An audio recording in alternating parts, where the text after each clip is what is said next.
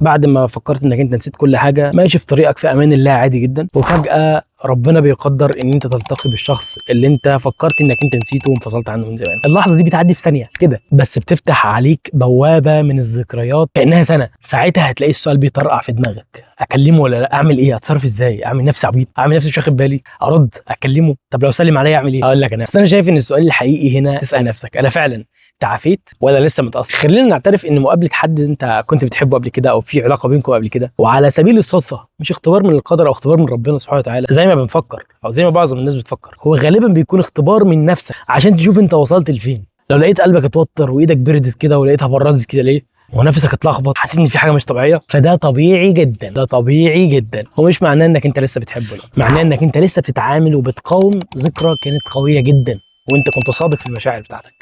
بس مش لازم معناها انك انت لسه هناك. الموقف ده يا صديقي بيكشف لك حاجتين: قد ايه انت كنت صادق في حبك، وقد ايه وايه اللي انت اتعلمته بعد العلاقه ما خلصت. طب نعمل ايه؟ نتصرف ازاي؟ والله التصرف الطبيعي انك انت ما تجريش عليه، تحاولش تبدا معاه بالسلام او الكلام، وفي نفس الوقت ما تتمسمرش مكانك، ما تتجمدش في مكانك اللي هو ارض انشق بلعيني. لا، عادي جدا، خليك متوازن، لغه الجسد بتاعتك عاديه جدا، ابتسامه بسيطه، سلام رايق بشيء من البرود كده، وبعدها كمل طريقك ببساطه، لان انت مش محتاج تثبت له انك انت فوق، كفايه انك انت فعلا فوق. خليك عارف ان اللحظه دي مش فرصه انكم ترجعوا الكلام ده، لا، دي فرصه عشان تشوف انك انت بقيت نسخه انضج من اللي قبل كده، النسخه اللي ما بتنهارش من لقاء صدفه ولا ترجع لماضي خلاص انتهى واتقفل. افتكر دايما ان اكبر انتصار حقيقي انك تقابله وما يحصلش جواك اي حرج، يبقى عادي جدا شخص مألوف بمشاعر قديمه.